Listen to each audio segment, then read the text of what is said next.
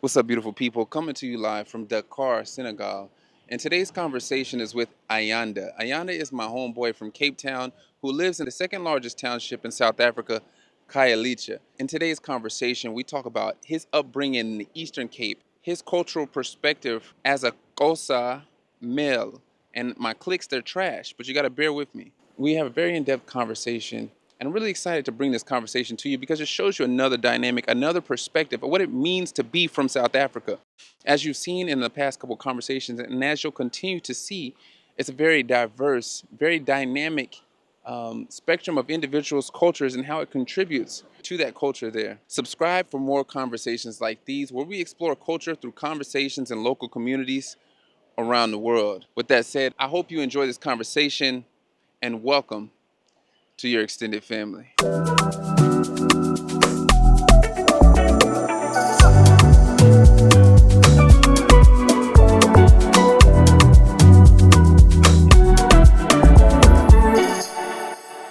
I'm here with my boy Ayanda. Is that how you say your name? Did I say it correctly? Yeah, Ayanda. Ayanda. It's a unisex name Unisex. for both those boys. I was given it to me by my dad. My aunt made a failed attempt at naming me. Really? So my grand was like, they have the right to name their grandkids. It was her responsibility. Yeah. My name means growth or expand. And in my context, it was my family, there's a lot of young people. So I was just coming after a group. So she was like, Ayanda Maplam, which is my clan name. So like the family is growing. Yeah. And the boys of the family are growing. Which was really interesting. I never knew it until I grew up. Like, who gave you a name? Like, no, your grand. Like, Yeah. because my grand and I, strangely, we were not the closest of people. Why not? It's just in our view. Also, I think grandparents always favored their daughter's kids, Really? Why? and sometimes their sons. My dad is like the second last born son in the household. Yeah. And he's much more independent and all that stuff. And he didn't want me to grow up in the Eastern Cape, so I think that was also the reason. But whenever we spoke, we would talk about education. Yeah. And we talk about serious things. Yeah. My grandma asked me, how was this? Yeah. Like, we had those. It was not I don't know, we never had like those strange, playful conversations. Very serious. We sat down together. Why was it like that? You think it's why was that dynamic in place? I don't know. I don't really want to like, I think,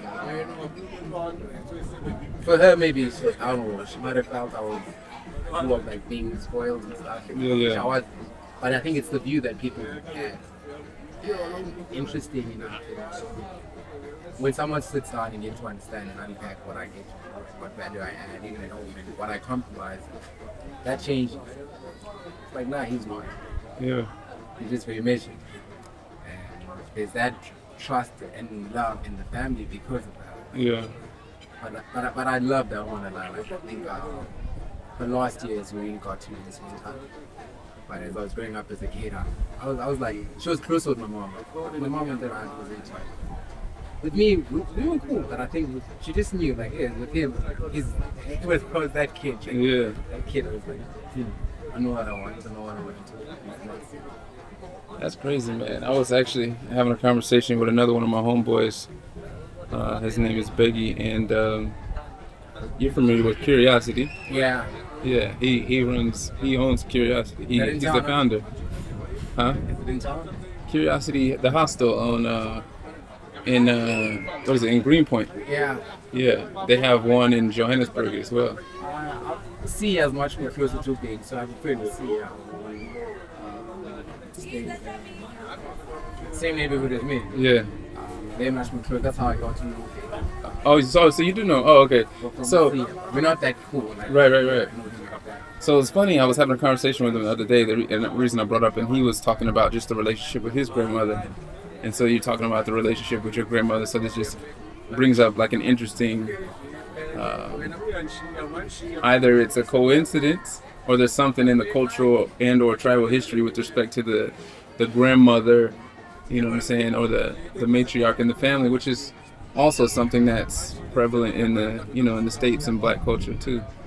So, what do you think? Is it something? Is it just a family dynamic for you, or is it something that carries? No, I believe the matriarch in Black society has always been the most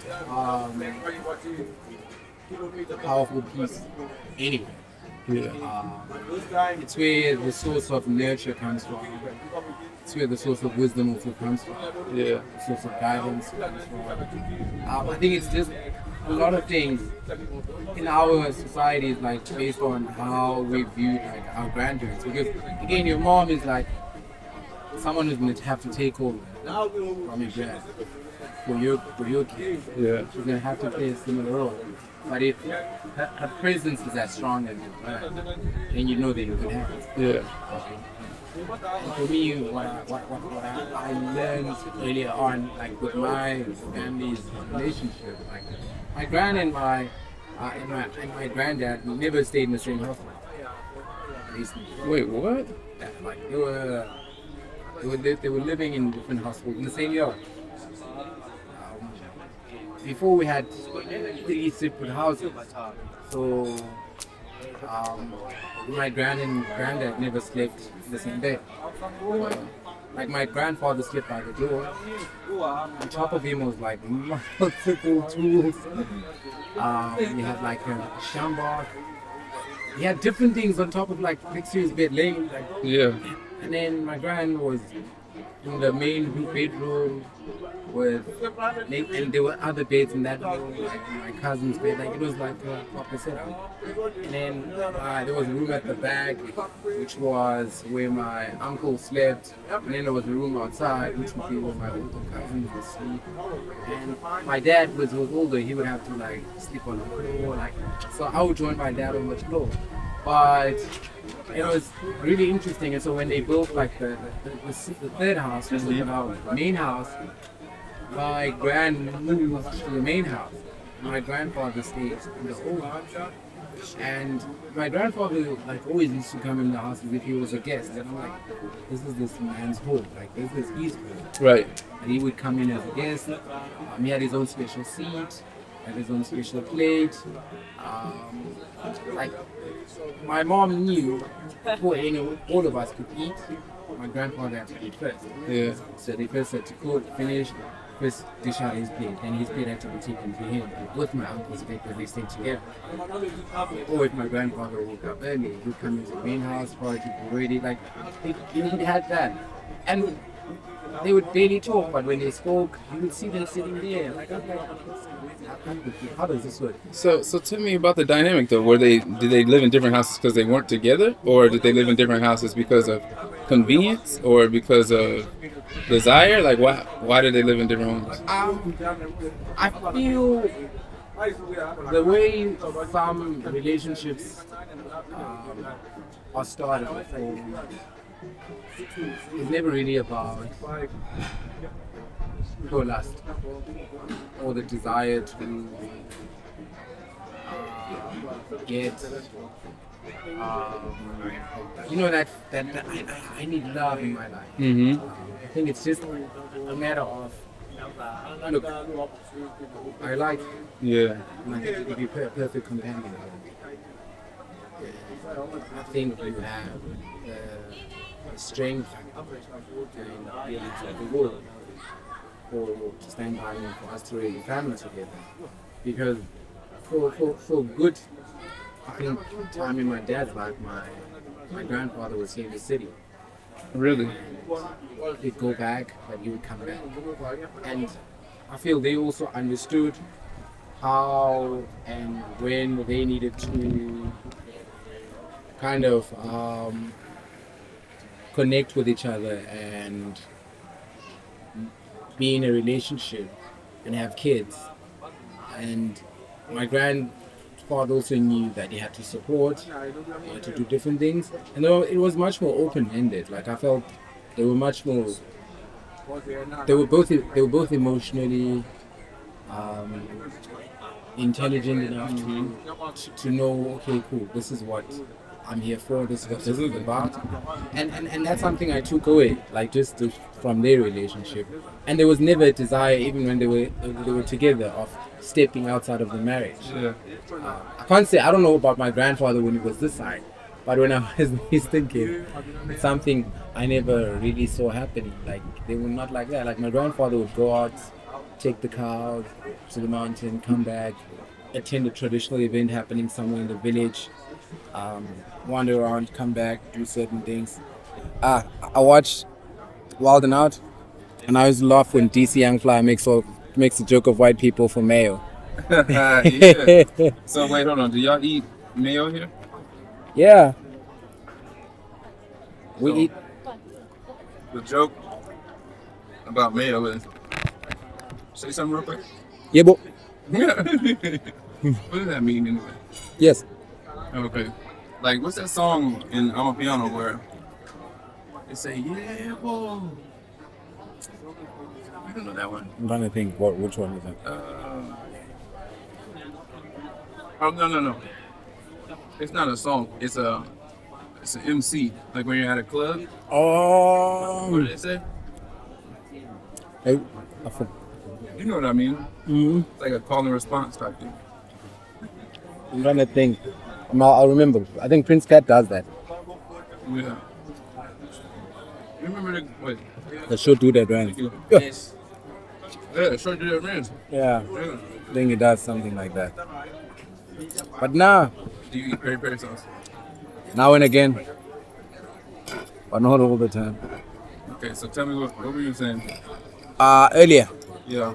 No, I was saying, like, one thing I got to really like see with them, they never stepped outside of their like marriage, anything like that. Yeah. There's like some kind of mutual understanding in the relationship, and the way that I viewed like my aunts and uncles. So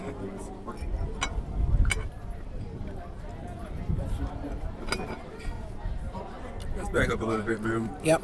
I think understanding the dynamics of your grandparents, I think, is a great cultural dynamics. I mean, dynamics of your family. But first, let's talk about like where you're from, how your family got to Khayelitsha, and what Khayelitsha is. Okay. Just giving that like context. Okay. So I'm gonna throw in a couple of Xhosa words so that people can learn something new. Yeah. No, I can learn this. I don't. And I'm gonna explain what this Xhosa also is, Yeah. and just so that we can round it off properly. So I was born in the Eastern Cape, at Gqeberha, what was formerly known as PE, Port Elizabeth, and this was around 1989, December. And I always loved saying my parents were like moving around and they were in that time, but I also know my aunt was working that side, and my dad, I'm assuming, might have also been that side for work as well. But I grew up in Cape Town, and I grew up in Khayelitsha specifically. So Khayelitsha is Cape Town's largest township. It's the last township to be developed under the apartheid system, and this was in 1983. So the area that I grew up in is known as Imakaya, and it's basically a community that was built by banks around 88 and 89.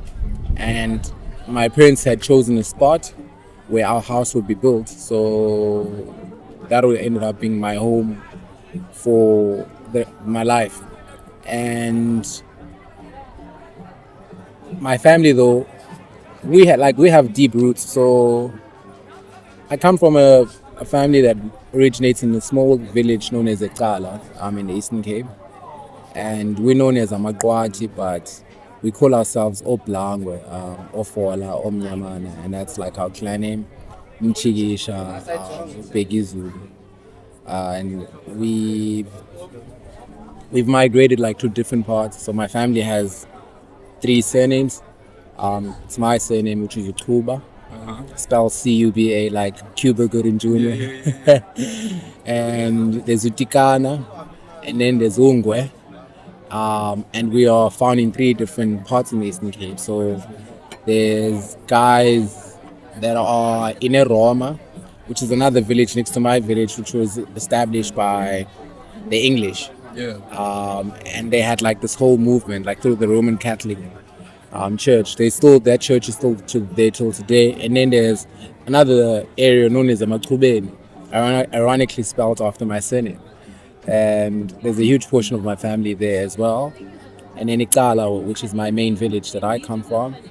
And it's like we know each other, we close, we cousins, family, we understand, like we even trace it through like our forefathers. So my forefather is Unamboti. Well, let me understand one thing Yeah. first. How do you have 3 surnames? So when you say your family has 3 surnames, are you saying because there's different sides of the family? Or are you saying like 3 sons. three? 3 sons. What do you mean? So Cuba was my ancestor. Tigana was their ancestor. What do you mean when you say there? My family. So let's say there's I'm trying to remember now. My grandfather and my father taught me our history. So there's what was his name? His name again. Forgot his name. But there's like our main common ancestor, right? Yeah. And he had 3 sons. Utikana, Cuba, Ungwe. Okay. That's where like our family splits. Yeah. And then the ones that are coming from Ukuba, which be myself, the ones that are coming from Utikana, which be my other cousins, and Ungwe and that. So that's where those 3 surnames came from. Okay. But under that branch, there's Onamboti, which would be then my grandfather's grandfather. There's one in the middle that I keep on forgetting, but my dad is able to tell me that they lineage properly. And then there's my grandfather, Upapa. And then there's my dad, Uzingis, and then there's myself. So tell me this: who is the main ancestor that you're talking about? Is it your grandfather, or who is it? I just don't know the main one, the name itself, but my main one would be for me, Cuba. Okay. But I recognize for all 3 families, because how we even know that we kin, it's through our clan name. Yeah. We share the same clan name right across. Yeah. And we understand like all our lineage because our families have always been close. But we understand our immediate family based on our surname. That okay, this surname moves here, moves here, moves here, moves here, and this is the shared clan name. And these are the sons. Like the guys that are Eroma are actually children of my grandfather's brothers. Okay. And then the guys that are same as the ones that are in Emakubeni, it's the same thing. Others are actually cousins of my grandfather. Yeah. Or others belong to like an uncle. Like we understand where the ties come from because in the Eastern Cape, what my parents used to do, they used to travel to these different villages. So whenever there's like an event, let's say at your house, everyone comes. Yeah. So the family knows this is our family and this is how this family connects to us. Even though it's like a distant cousin, but it's not so far of a distant cousin because you share some kind of an ancestral connection. So, all right, just so that I understand, I'm trying. So, No problem. The ancestor who had the 3 sons. Yeah. You do not.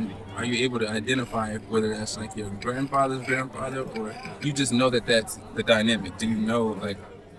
I'm not sure how far it would go back, okay. But I think my dad does because it's something we used to talk about. Also, another thing that made us know was our migration. So we were once from a different village, Elufut, and then we migrated from there. We moved to Ekala at some point because the household that we live in, which is the main household that belongs to my grandparents, was given to my grandfather by my grandmother's father as their initial land to live in, meaning we were not living there initially, so we were living somewhere else. And we did a ceremony where we had to go to our old household that we used to live in back in those years, and do a spiritual like ceremony where they it's kind of like you take your ancestors with you to the new space. Yeah.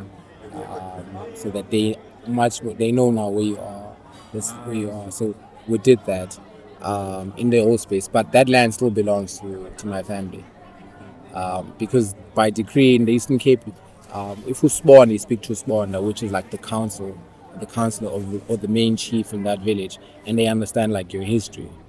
They'll know, okay, that portion used to belong to that family. Wow. So those guys still have claim over that specific space because it was once theirs, and that was the situation for us as well. So the chief is responsible for knowing the tribal history.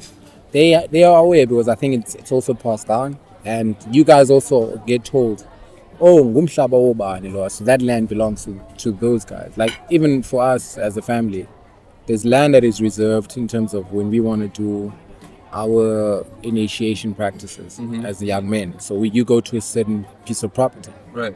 That's your land. No one else goes there. Whenever you see someone there, you know, okay, he's from my family. Like we come from the same family. That makes sense. So there's ways that they were able to preserve it and know exactly. Then. Okay, this is what belongs to them. I don't think this generation really cares about that. Which is interesting. Now, why do you say that? Why do you think the generation was? There's so much. By the way, can you get it fried? Right? Yeah, we can share, man. We can. I killed mine. Before they all get cold. It's mainly due to the emphasis of wanting to live in the city.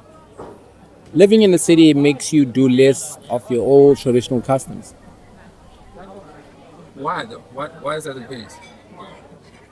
And the reason I ask, I'm really curious because, like, to me, you know what I mean.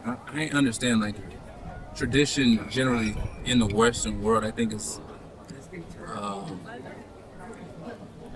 becoming lost more and more because people want to assimilate into Western society. I understand that from people coming from different societies, but for us as like Black Americans and descendants of slavery, I don't feel.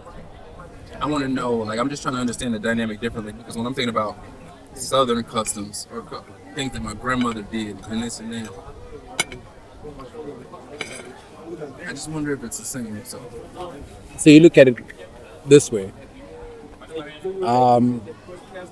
The city life has a 9 to 5 way of looking at the world.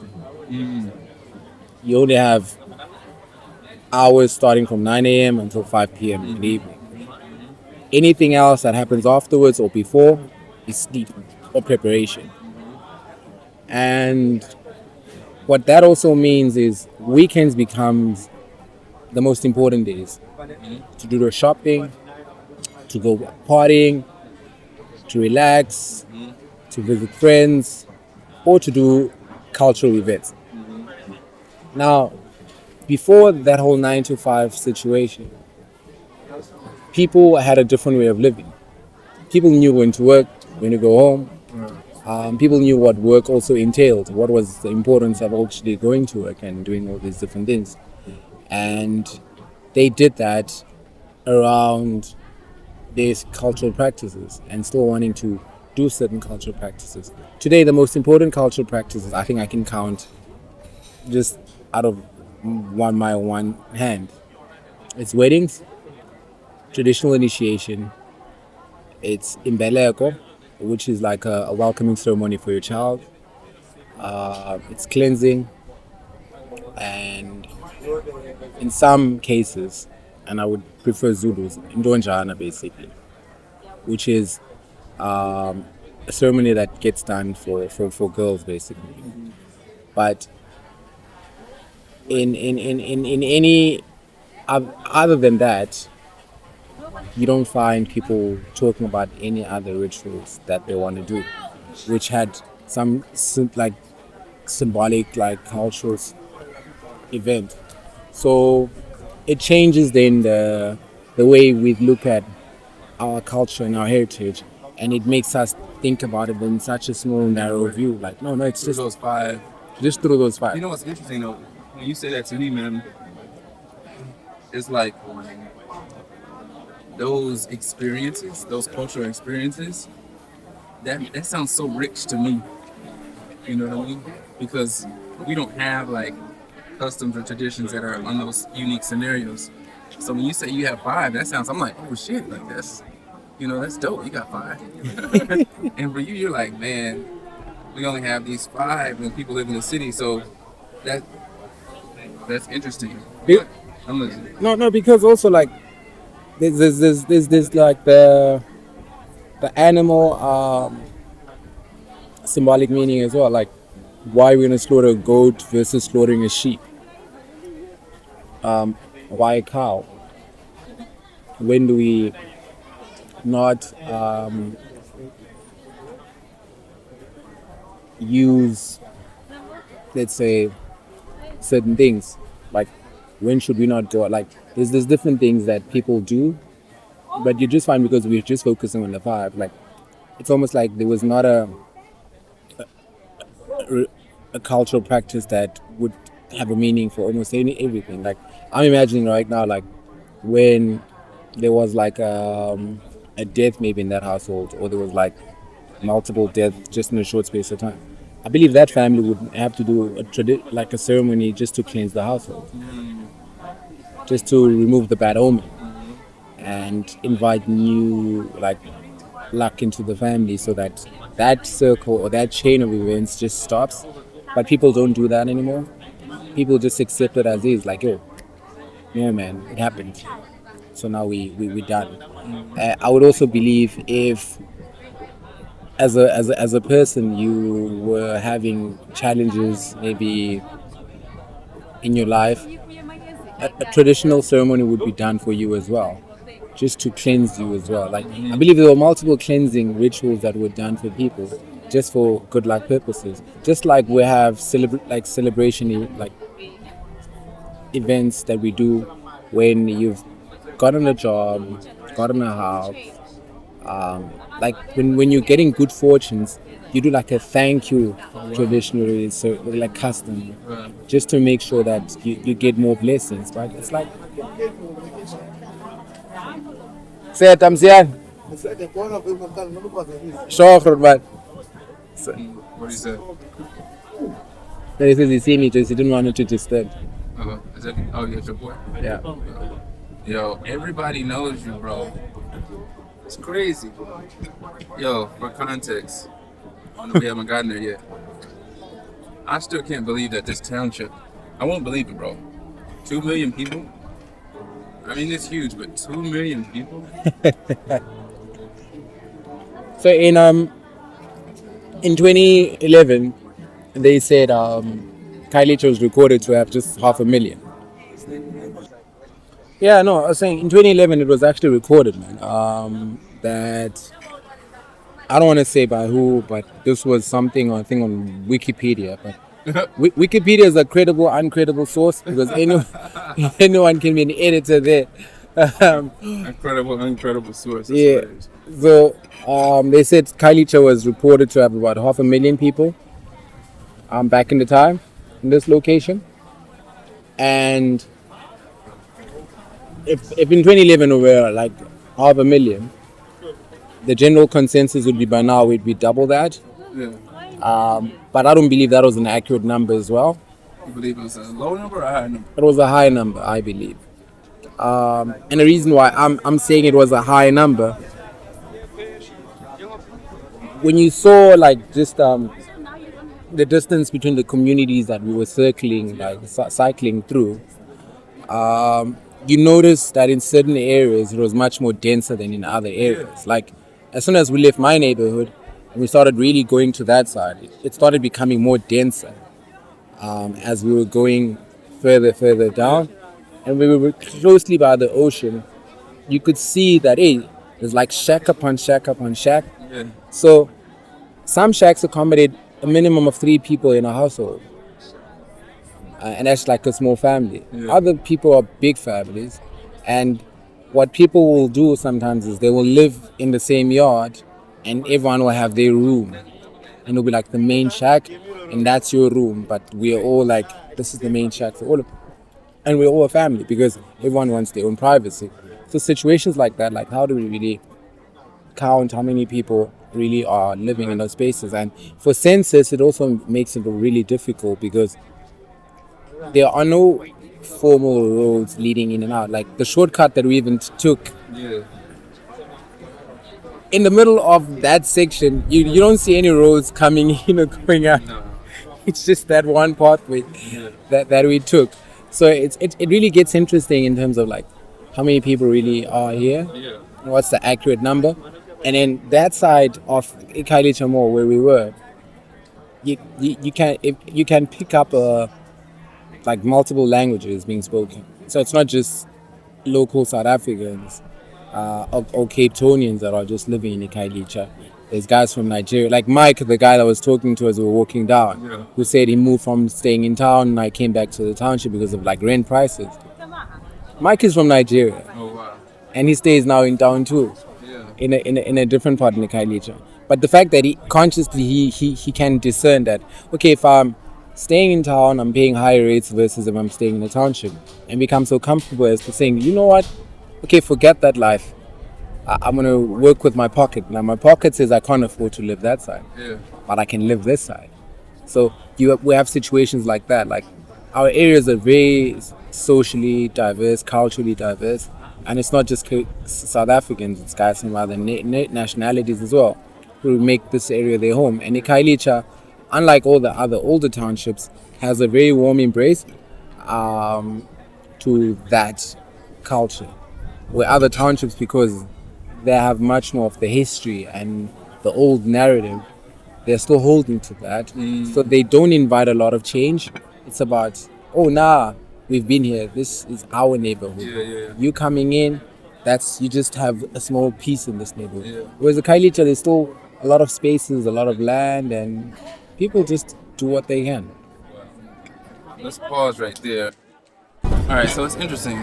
We're talking about Khayelitsha as a township and the difference between this and other townships. And it's interesting because when I went to Lenga, I saw some dynamics that you're probably familiar with. Like, for instance, the owners of the stores were, Somalians. I believe so. Yeah. Yeah, they were Somalis, and they were talking about how some of the people in the township, they feel away. They feel some type of way because they're like, hey, you own these stores. This is our township. What do you think about that? Because basically they're saying these are to make it more clear is that these are immigrants that are coming here and they're finding economic, I guess, prosperity through owning stores in our township when people in the township probably should be the people that own the stores in the township. And what that brought up for me, and I may be off base, but what that brought up for me is the dynamic when I was in Harlem, for instance. Yeah. I live in a black neighborhood, and I lived in a black neighborhood in Harlem, and everyone who owned the corner stores were they're from Yemen. Yeah. You know what I mean? Or a Muslim. And sometimes people had a feeling similarly, like, hey, you have this insular community where you kind of block us out, but you gain economic prosperity off of our community, but then you don't like our community, you don't respect our community. What are your thoughts? As you were talking and you're phrasing like your question, I actually was thinking about that. Like, I remember watching Menace to Society, and when old dog goes into that store, and that was a Chinese shop, but it was in the township, like in the hood, basically. And like that had not happened yet in South Africa, where we had like Somalians coming in and using the same system. And one thing that I realized through watching like how the Somalians have come in and how they've positioned themselves, there's a lot that has to do with how we look at each other and feel we need to progress. right? We place a lot on material things. We're looking at how we generate money through the corporate ladder, through violence, through criminal activities. Like, we're looking at all the other options in terms of how do we really build When you say we, what do you mean when you say we? the black society. Uh-huh. And I'm saying it just in the sense that a lot of all of that is still based around material assets, not really wealth itself. Before there was Somalian shops in Khayelitsha, there was Isbaza shops, like legit. Funny shit would be, you open Isbaza shop, What is East Plaza? tuck shop, corner store. Okay. There were Isbaza shops. You open Isbaza shop, literally, and you start selling like your goods and your products. And someone else opens their own, right? And people compete. No one really sat down and said, yo guys, Yazi, there's one wholesale.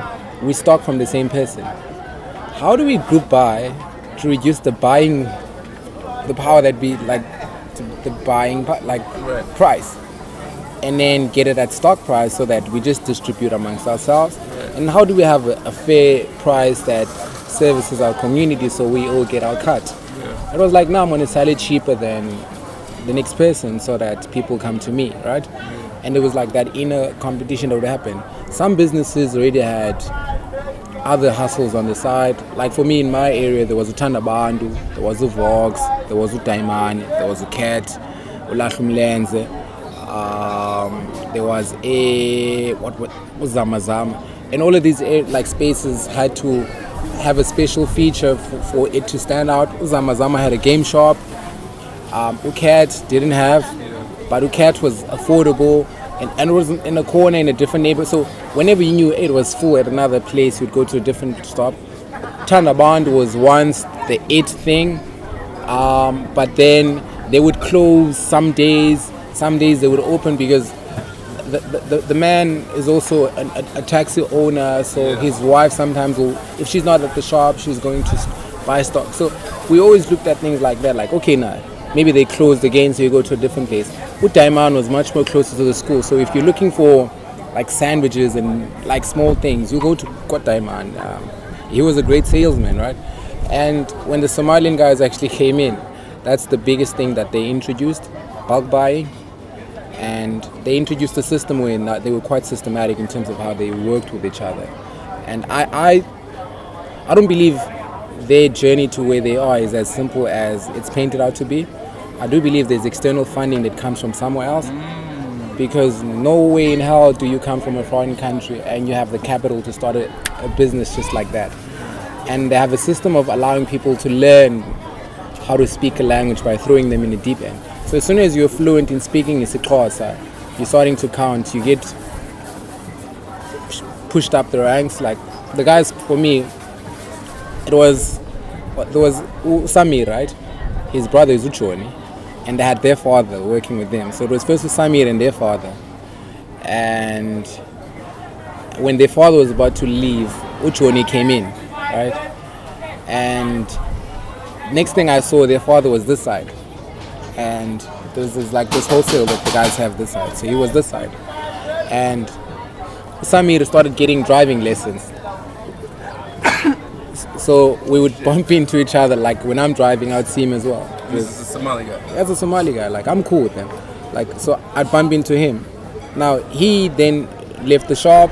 He became a driver. And now they have Musa. So Musa is the new one that joined them.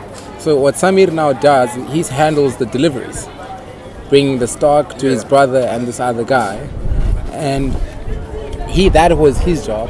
So his brother now manages the store. So Umusa's there. Umusa now even understands his Xhosa here and there, and he's starting to pick up the language, because it's like his second year in. Wow. So as soon as he's also quite fluent, I think, in the language, and so he'll get. So that's for me something I feel. The guys are very, very, very much smart about. They definitely understand how to go into a community, how to integrate into a community, and then how to make sure that they bring in their own, and how to upskill people before they move them to different responsibilities and for them to do different things. And for the community, unfortunately, whenever we would look at Somalian shops, we will look at them from a point of being deprived. We'll neglect all the other factors that got us there. I don't believe some people are really willing to go and start a spaza shop. I don't feel they want to compete to that level. I don't think they would want to be as organized, because again, it's when you come to the city as a black person, you move from I am because you are, and it becomes all about, it's just about me. I just need myself to make it. Absolutely. And when that happens, that's what then breaks that whole connection, where we start working together and we start being able to grow and assist one another and collaborate and start these initiatives with all these businesses with the focus. Because had those old guys that had started tuck shops in my community stuck to their guns, had they collaborated, by now they should have had their own wholesale. We should not have, there was no reason to even compete. The shops are not the same. The shops don't sell the same thing. They don't specialize in the same thing. But it was an interesting one. That's interesting, man, how that dynamic is almost like, it's very, very parallel to what happens in the States, like in various communities. So it's two-pronged, right, in my mind. And so I was talking with a friend of mine, and I was wondering, if it was this. Because at home, part of the problem is, systematically,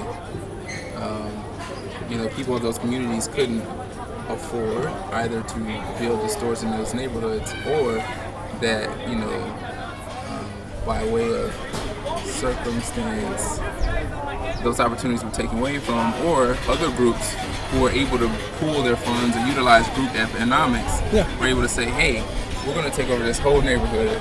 This is how we do this business. We're also, like you said, they have a distributor and or wholesaler. So that's interesting. Because you look at it this way, and to your point, what you just said, right? Makai was built in 1988, 89.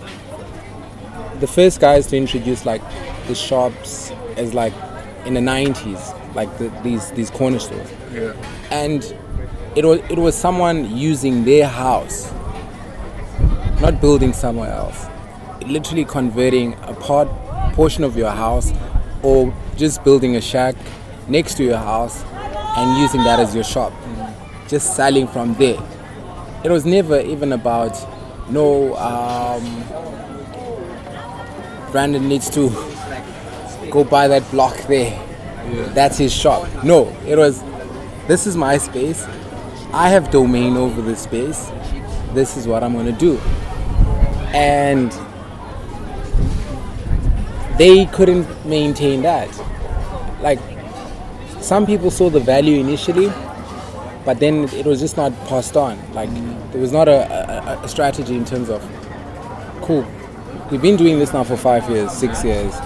How do we influence the value chain? How do we grow? How do we make the most out of all of this? It was like, now we're tired of this now. Let's close it off. Some Somalians even went and bought or rented some of those old shops. In my neighborhood, yes, Ulashumlands at one point they did, and then in another street they converted this other store. I just forgot what the name is, the shop, but we said Kwamams. But there they took the exact same shop that it used to be. They just decided to come in. It has traffic. Comes in, you ask yourself, why couldn't the owner do this? So maybe that brings me to the origins of not only Khayelitsha, but your family in Khayelitsha. So we understand that townships in Cape Town, in Khayelitsha itself as well, were built as an effort during the apartheid to separate black and colored people. Yeah. So we're about 30 minutes outside of Cape Town right now. We said Khayelitsha has a population of, I don't believe it's 2 million. So let's just say there's hundreds of thousands of people Yeah, let's. Hundreds of thousands of black people, Yeah, black and colored people, yeah, right? yeah. There's black and colored. In Khayelitsha. Now, what's the story of your families?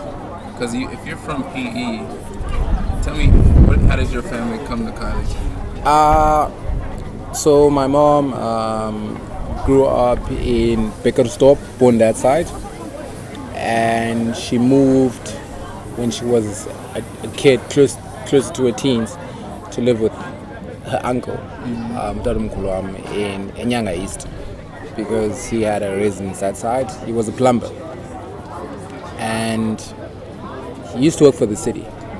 So when she was there, she lived with her brothers and cousins, and they were all together. Her cousins mostly, Umsanas and others. And what was great for her was, for someone who had lost both her parents, she had now been in a situation where she was with someone who loved her, which was her uncle. But it was not such a good environment. So she did her schooling that side, grew up, high school, all this side. My dad left the Eastern Cape and came to Cape Town to live with his father as well, in Nyanga. And my parents used to see each other. That was before they were even married, like in a relationship, or even got to get married. And at the time, it was in an area you get to know one another, even by passing or through mutual friends, and that's how they knew each other. So the decision, I think, for my mom initially to even move to a Khayelitsha was when Khayelitsha was being built, which was in 1983. There was a lot of opportunity for this community around what this community was going to offer people. So there was new housing that was going to be established. And this was housing by the government in 1985. So people would just come in here and they would live in a four-roomed home, which is a bedroom, a living room, a kitchen, and a toilet. That's the four-room. So if you're a big family, hey, you have to work your way around that house, that situation. And then there were other areas around that were also being built. Site B, there was Site C, there was Makaza, but Site C was already established. So these other areas, people would be given a plot and a toilet outside, and they would build their own shacks, and later on the government would come in and they would either build you an RDP house like what we saw in recycling, or if you had the means, you'd build your own house. So my dad came into Khayelitsha before, and he was staying in Site B, and he was looking after my aunt's plot.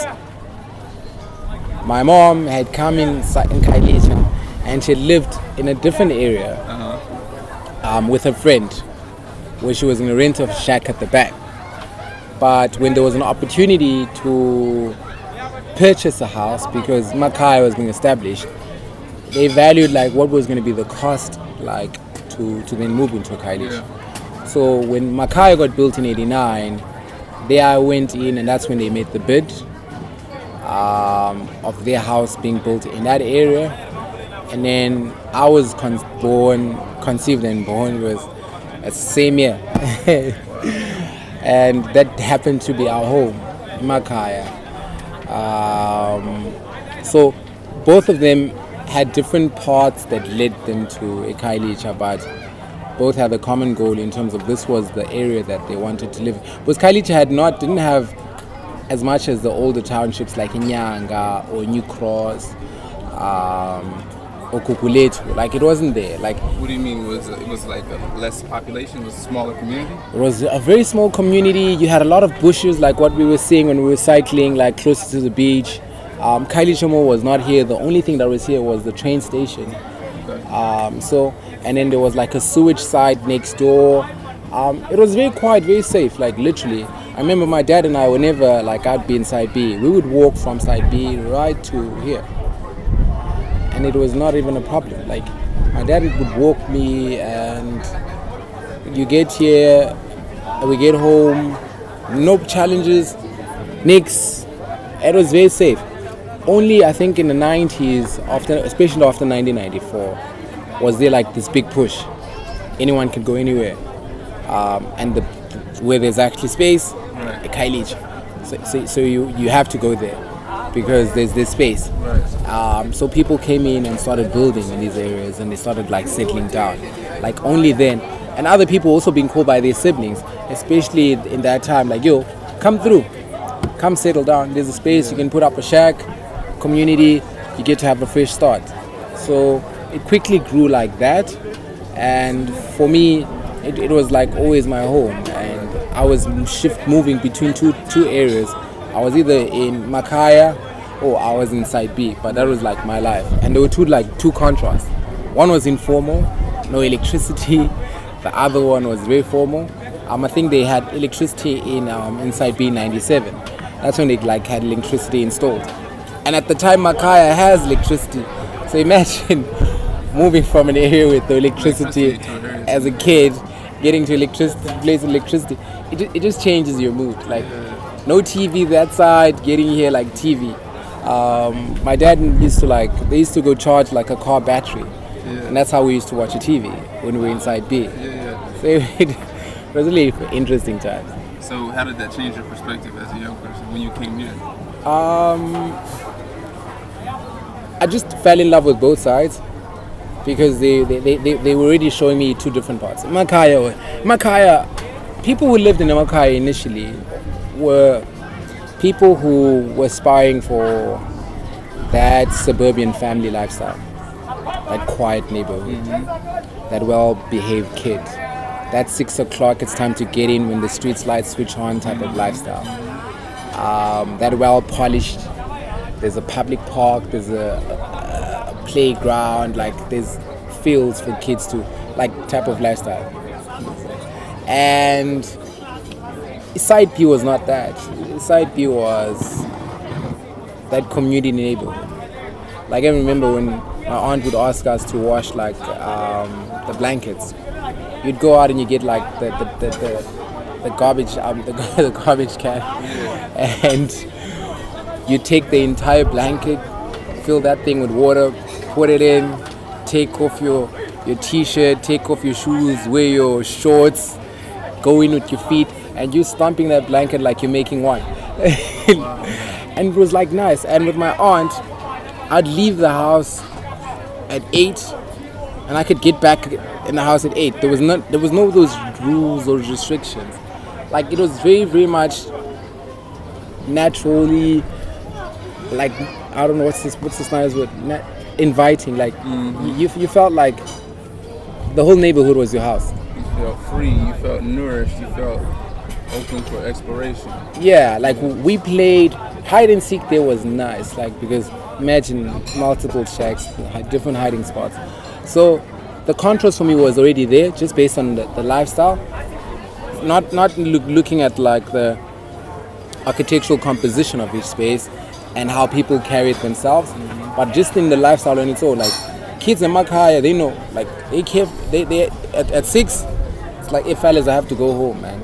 I can't get home after 6. Yeah. I need to be there. Like that's in winter. At least in summer you could buy time. Absolutely. Close to 7. You're like, I need to go. But in winter you're like, hey guys, I have to go. Inside B, none of that. Like hey, 6 for who? I'll get there when I get there. Wow. As long as the lights are still on, someone hasn't fallen asleep. At 8 I can come in the house and I'll have to just wash my hands, wash my face, my food will be there, and then I'll wash dishes and I'll be fine. So we always had that, and we always like enjoyed being on both sides. And I think even for me it showed me just how much also amongst us as black people we were so different as well. Like what were our own aspirations, like what were some people wanting. For my mom, I knew for her, she was that elegant lady. She wanted those things, so that was her. She wanted that cleaner house. She was that strict. She wanted that Sunday dinner with the dessert at the end. Whereas with my aunt, no dessert yet. There was no dessert with my aunt. There was not even salads with my aunt. My aunt was just 7-color meal. You said no salads. Oh, yeah. So you said something interesting. You said just 7-color meal. Now you're gonna have to describe the 7-color meal, because that's something I just learned about. There was a there's a vendor inside of the watershed. Yeah. On the waterfront, the watershed market. Yeah, the food So market. on the second floor, there's the Seven Colors, food place. And so I was reading the history, and then that's when I learned what a seven color meal is. So tell us what the seven color meal is. So the 7 color meal for me is a Sunday dip meal that gets to be enjoyed with your veggies. So this would be the colors. So you have the orange, of course, would be itanga, the pumpkin. The green, which would be like your cabbage. You would have your potatoes that give you some of that yellowish brown, and then you have your rice, gives you the white. You bring in the meat, it give you like that nice, again, another brown flavor as well. And then other people will add something like what's this thing? Beetroot. Beetroot. I love beetroot. Which will give you like the red. And then like just that rainbow in that one plate. For us was like, damn, this plate is 7 colors. Like, why so many different things in one plate happening together? So that's how the concept, we eat 7 color meals, because there's so many of the other things inside of it, and there's not one way of, okay, I'm gonna start there, and I'm gonna go there, and I'm gonna go there. And that meal was only cooked on Sundays. Only on Sundays, really? That you can't be cooking so much veggies. I was wondering, man. Because I was like, yo, there's so many different things. You got like what's the thing that they make with beans and corn? Oh, and the chakalaka. Chakalaka. No, there's another one. It's like where it's like you got beans, corn, and then there's so many different names that I'm forgetting. And then they have the substance that kind of looks like bread, palm. Oh, Palm, no? It looks like bread, But it's not. It's like a white. It's like a. Pop. Huh? Pop. Pop. Pop. Yes, pop. Pop. Yeah. Even with that, so what naturally happens, like for me, when I used to go to my aunt, this is what she used to cook. So my aunt will cook rice, make it with potatoes, be creative in terms of the flavor and the spices, and that was it. That was a meal for us. Yeah. Nothing. That's during the week. The next day, my aunt was going to make umporoqo, which is using maize with hot water to make kind of like a dry substance that you eat with milk or sour milk. And people would love calling it African salad. Why? I don't know. I think because you eat it cold. Okay. And then she'll cook umngqusho, which is sampin beans. And she would add chicken stock to that, just to give the flavor as well, or keep it dry. And that was like imagine now. So you had rice with potatoes, so umqa basically. That's the first day. The second day you had umporoqo, which would be African salad. The third day you just had umngqusho, which would be sampin beans. The fourth day you have pap, and she would cook it up with soy, right? That was your fourth day. And the fifth day we would have ipisto. So ipisto is mixing onions and tomatoes to make like this paste or this base, and then you eat that with pap again. That would be like Friday. And then Saturday, depending of course on how is everyone else feeling, what's the flavor, you might repeat a dish, or she might think of cooking something else. And she always used to cook umfino. So umfino is basically maize mixed with spinach, or and there's this other special plant that they have umfino with, or at that plant, and then you should cook that. And then on the Sunday, that's when the meat came out, like the chicken with the rice and the beetroot and the cabbage. Like even sometimes you'd have the cabbage during the week. Even sometimes during the week, like the cabbage would come out. But on the Sunday, it's definitely there. On the Sunday, It's gonna be there. today it's a full meal. Today I'm enjoying like all these different things in one plate. Today is like the day. Yeah. So today I'm gonna have like a proper meal. So Whereas would you say that the diet is largely like vegetarian? Because you said on Sunday the meat comes out. yeah, it was. I feel now what changes the diet is the access to so many fast food spaces. For instance, I'll ask a question to you, right? In America, how many people prefer cooking versus going out? See, that's the thing. It's really difficult. We do live in like a society where we have the instantaneous, like the instant gratification of like the Uber Eats. You got Seamless, you got different apps. You know what I mean? But it's like you got those different apps, and then you have the access for restaurants, and then you have fast food, and as a result, people not really want to cook. And then you just have our lifestyles, as you mentioned. People live in cities. You know what I mean? You have, like you said, either you're going to work, you're preparing for work, or you're relaxing from work. And some people see like cooking as an extra hassle. So yeah. And that's the challenge here as well. I don't know if you noticed, like right across on the other side when we were walking before we got onto the station, just how many like our traditional fast food places there were. There was a lot of smoke. Yeah, well, shit. It's funny. I gotta go take a video of that because the fast food places you're talking about are people inside of like workstations, like sheet metal workstations with chickens behind them. So that's what you call traditional fast food. Yo, you funny. Yeah, because when you first said that, I was like, I ain't seen no fast food in it. I was like, I hear you.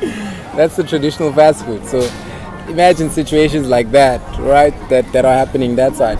So that's where you find people now are accustomed because they also want to make a living, and people know like nothing sells better than food. That's a fact. Except alcohol, but nothing sells better than food. Yeah.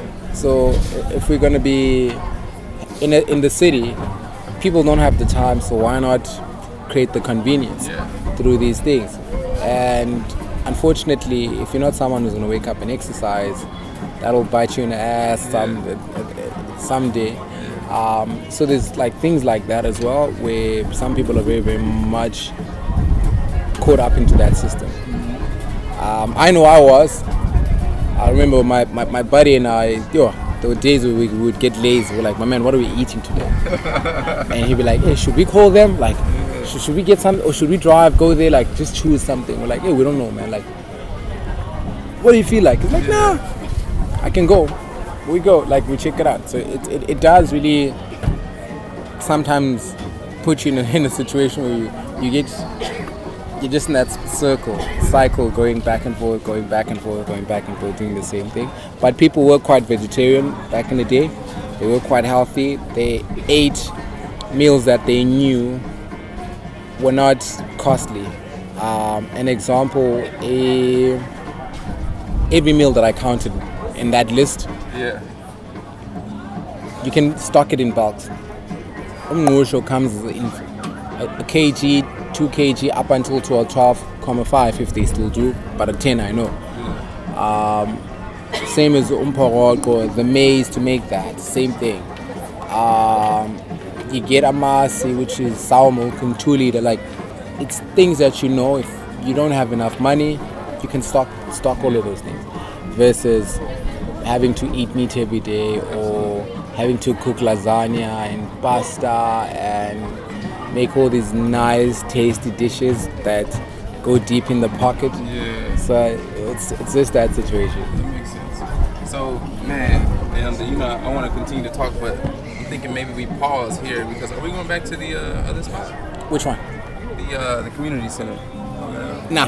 Do you want to go back there? Well, we have to drop our bikes off, no? We dropped the bikes off in my place. Oh, that's your place. I'm closer here. Okay, so when we get, we'll talk some more. We'll pause from now. I know we've been sitting for a while.